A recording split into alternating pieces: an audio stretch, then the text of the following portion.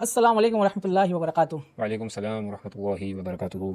इस वीडियो का टॉपिक है, बहुत कंसर्निंग टॉपिक है कि वक्फ़ बिल आज जो है लोकसभा में पास हो चुका है और काफ़ी अच्छी तादाद में जो गवर्नमेंट है उन लोग ने उसको येस करके पास करवा चुके हैं।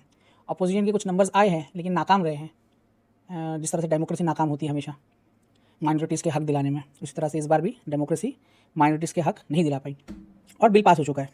तो हम लोग जो है इस वीडियो में इंशाअल्लाह ताला कुछ रिएक्शन देंगे।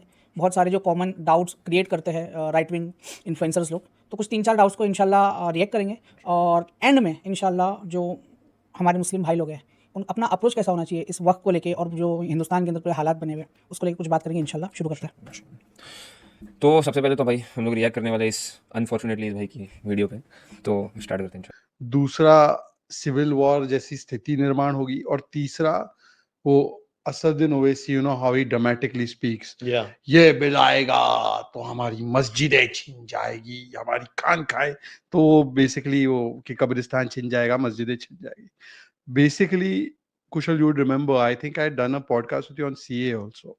ये ओवैसी भाईजान ने यही बोला था कि सीए आएगा, नागरिकता छीन In fact, जाएगी। it's funny, we had recorded that discussion also in Delhi. हाँ, That time we were in the तो ना ambassador hotel. नागरिकता एक्को की छीनी है, 20 हाँ। करोड़ मुसलमानों की एक की छीनी हो तो बुला लेना आपके पॉडकास्ट पे।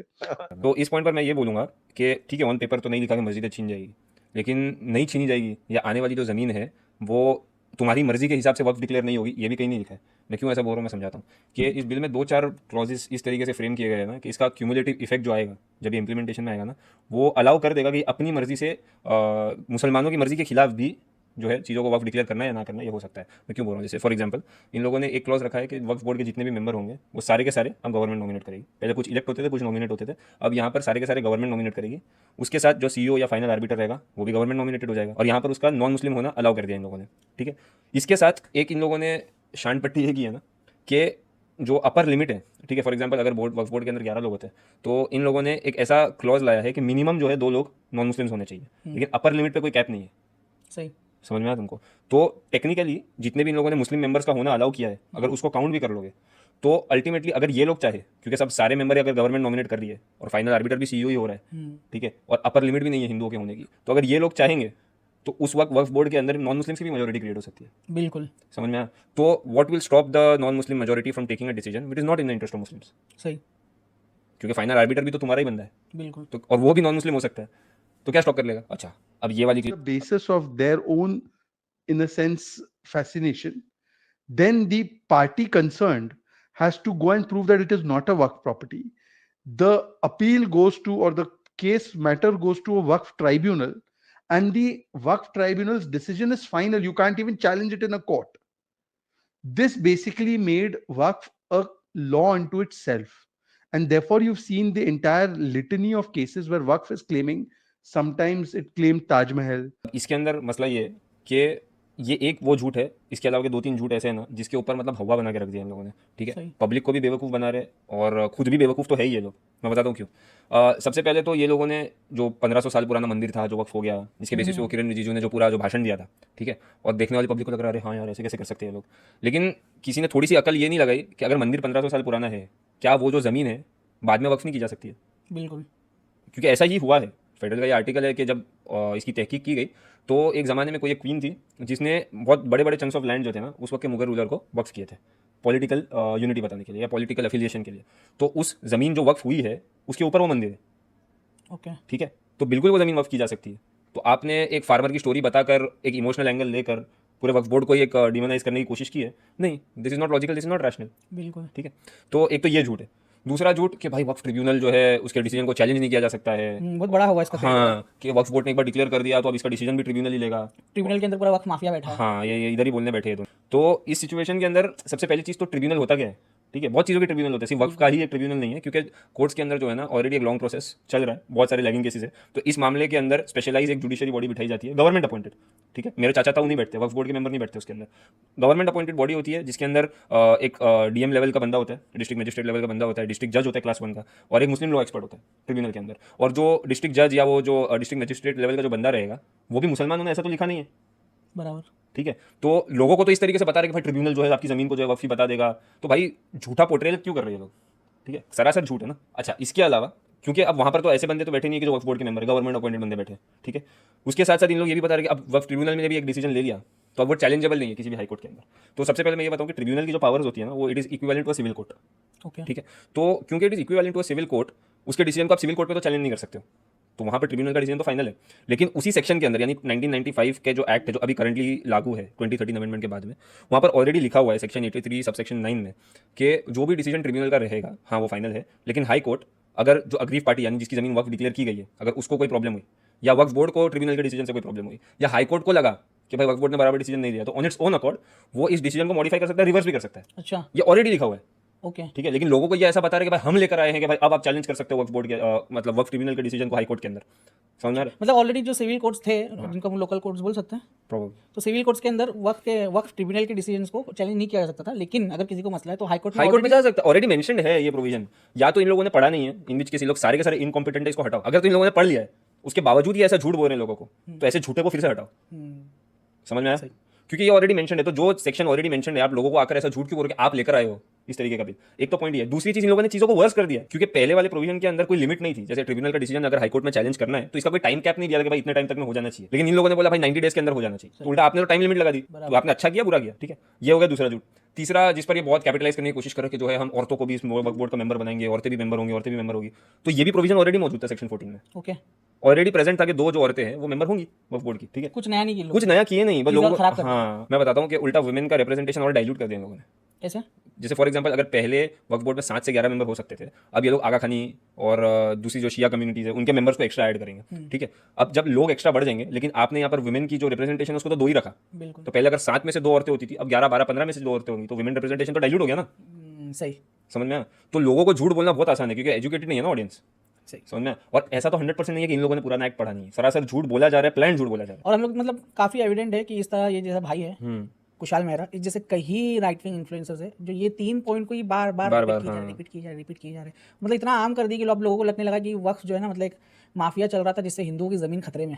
अब तक सिर्फ हिंदू खतरे में थे अब हिंदुओं की ज़मीन भी खतरे में। अच्छा सिर्फ यही नहीं, मतलब ये जो बोल रहे हैं ना कि वक्फ ने डिक्लेयर कर दिया, आप सर्वे कमिश्नर भी उनका आएगा, सर्वे कमिश्नर भी गवर्नमेंट अपॉइंटेड होता है। तो मतलब इन लोगों को हर चीज़ पे ऐसा बता दिया कि जो मेरे चाचा था वो आपके रिश्तेदार जो है वो सब जा रहे हैं ज़मीनों को ट्रिब्यूनल के अंदर और सर्वे करने के लिए, लेकिन ऐसा बिल्कुल भी नहीं है। सही सही। तो ये कुछ रिपीटेड झूठ थे इनके जो जिसको भाई ने अल्हम्दुलिल्लाह अच्छे से डिबंक किए। और लास्ट में कुछ पॉइंट्स हम लोग जो है मुसलमान जो हमारे भाई लोग इनसे रखना चाहेंगे कि हमको एक्चुअली देखना पड़ेगा कि वक्फ का मसला असल में स्टार्ट कहाँ से हो रहा है और इस क्वेश्चन से करना पड़ेगा। तो प्राइमरी क्वेश्चन ये है कि आपकी ज़िंदगी में और मेरी ज़िंदगी में या आपके अब्बा या दादा की ज़िंदगी में या मेरे अब्बा और दादा की ज़िंदगी में वक्फ का फ़ायदा कब आया उनको इंडिविजुअल बेसिस पे। अगर नहीं आया 2014 से पहले तो हमको ये क्वेश्चन रखना चाहिए जो आज इसके लीडर्स बन के बैठे हुए हैं। क्यों? क्योंकि आका अलैहिस्सलाम की ज़िंदगी से और खुलफाए राशिदून की ज़िंदगी से और अब तक 1925 तक ऑटोमन एम्पायर तक हमको हिस्ट्री के अंदर कंटिन्यूस देखने मिलता है किस तरीके से एक आम इंसान को वक्फ के फ़ायदे पहुँचते थे। तो अगर आपको और मेरे को हिंदुस्तान के 70 साल में वक्फ का फ़ायदा नहीं पहुँचा है तो ये वक्फ की इतनी मेहनत क्यों कराई जा रही है हम लोग से? Second question. और इसी मेहनत ना इसी फायदा ना पहुंचने को बहाना बनाकर ये राइट विंग गवर्नमेंट ये सब लेकर आई है ना बिल्कुल कि भाई करप्शन हो रहा है, हम करप्शन दूर करेंगे। अच्छा मजे की बात बताऊं कि करप्शन दूर करने के लिए बिल लाए थे, कुछ क्लॉज ऐसे हैं ना जिसके रिजल्ट में करप्शन और बढ़ जाएगा। अच्छा मैं बताता हूँ कैसे। जैसे फॉर एग्जांपल वक्फ के एडमिनिस्ट्रेशन के लिए जो पैसा जाना चाहिए वक्फ की इनकम से, जो वक्फ को चलाने के लिए सैलरीज वगैरह निकालने के लिए, तो पहले ये था कि 7% जानी चाहिए, ठीक है। उस परसेंटेज को भी गिरा दिया इन लोगों ने। अब मैं ये बोल रहा हूँ कि जो मुतावली है या जो वक्फ बोर्ड में काम करने वाले लोग हैं, ठीक है, उनकी जो ऑलरेडी कम सैलरी थी उसमें से तुमने और कम कर दी, ओके समझ में आया? तो उनके पास करप्शन करने का इंसेंटिव बढ़ गया कि कम हो गया? बिल्कुल करेगा। समझे? दूसरी चीज़ कि कानून को स्ट्रिक्ट करना चाहिए था ताकि करप्शन ना हो, कानून को और लीनियंट कर दिया जाता है। एक क्लॉज कहीं ना कहीं ये भी है कि किसी एक एक्शन की पनिशमेंट में पहले ये था कि रिगरस पनिशमेंट दी जाएगी या रिगरस इम्प्रिजनमेंट किया जाएगा कल्प्रिट को, ठीक है। इस नए बिल के अंदर वर्ड रिगरस को निकाल दिया, जस्ट इन केस ये सिर्फ एक वर्ड निकालना नहीं है। रिगरस और नॉर्मल इम्प्रिजनमेंट में फर्क ये होता है कि जेल के अंदर जो बंदा है उसको काम करना पड़ेगा रिगरस इम्प्रिजनमेंट में, और नॉर्मल वाली में शायद नहीं करना पड़े। मैं ये बोलना चाह रहा हूँ कि आप कानून को लीनियंट करके करप्शन दूर कैसे करोगे? बिल्कुल समझ में आ रहा है? तो ओवरऑल क्वेश्चन है ना, अगर कानून लीनियंट नहीं होगा फिर करप्शन कैसे होगा? ये भी हो सकता है। और क्योंकि अब तो इनके ही बंदे हैं ना अंदर, तो कानून लीनियंट करना शायद जरूरी भी है इन लोग के लिए। बिल्कुल यही बात है। दूसरा बहुत इंपॉर्टेंट क्वेश्चन हमको ये पूछना है हमारे जो लीडर्स बने बैठे हैं और जो प्रोटेस्ट वगैरह करा रहे हैं उनसे कि वक्फ अगर हमारे हाथों से चला गया तो मेरी ज़िंदगी में और आपकी ज़िंदगी में क्या फ़र्क पड़ने वाला है? क्योंकि मेरे को अब तक कुछ 4 साल पहले पता था कि वक़्फ़ की इम्पोर्टेंस क्या है, और मैंने जब मेरे अब्बा से इसकी बात किया तो मेरे अब्बा भी इतने ही, उनको पता था कि उसके क्या फ़ायदे, एक आम मुसलमान को कुछ मालूम नहीं। लेकिन वैसे ही जब हम लोग हमारी हिस्ट्री को देखते तो हमको पता चलता कितने फ़ायदे एक सोसाइटी के अंदर। तो ये सेकंड क्वेश्चन, अगर चला जाता है तो क्या फ़र्क पड़ता है? तीसरा जो दुख है मुसलमानों का, इसी ईद के एक हफ़्ता पहले संभल के अंदर एक आम मुसलमान अपने घर के अंदर नमाज़ नहीं पढ़ सक रहा, मस्जिद तो जान दो, अपनी छत के ऊपर एक मुसलमान नमाज़ नहीं अदा कर रहा है। तो आप देख रहे हैं कि इतने जो तकालीफ मुसलमानों को आ रही हैं, तो ये वक्फ बचने से हल नहीं होने वाली है, इनका हल कुछ और है जिसकी वजह से शायद वक्फ भी बच जाए। तो हमको इकट्ठा होके हमारे उलमा इकराम से ये सवाल करने पड़ेंगे कि मोदी साहब तो 2014 में आए ना, उसके पहले आप लोग कहाँ थे? मैं आप लोग को 2006 का किस्सा बता रहा हूँ कि मुंबई के अंदर इतनी बड़ी वक्फ की ज़मीन मुकेश अंबानी को बेच दी जाती है। तब हमारे जो वक्फ के बोर्ड मेंबर्स थे, जो यहाँ पे ज़िम्मेदार थे, लोग क्या कर रहे थे? उनकी नाक के नीचे से इतनी बड़ी ज़मीन हाथ से चली जाती मुसलमानों के। ऐसी हिंदुस्तान के अंदर कई ज़मीनें हैं जो मतलब कोड़ियों के दाम में बेच दी गई है और मुसलमानों को उसका फ़ायदा पहुँचा ही नहीं, ना तब पहुँचा था ना अब पहुँच रहा है। तो मैं और मेरे से आम मुसलमान वो प्रोटेस्ट का हिस्सा ही क्यों बने? तो ये बहुत बड़े क्वेश्चन है जिसको हमको सोचना चाहिए और पूछना चाहिए और ये डिस्कशंस को आम करना चाहिए।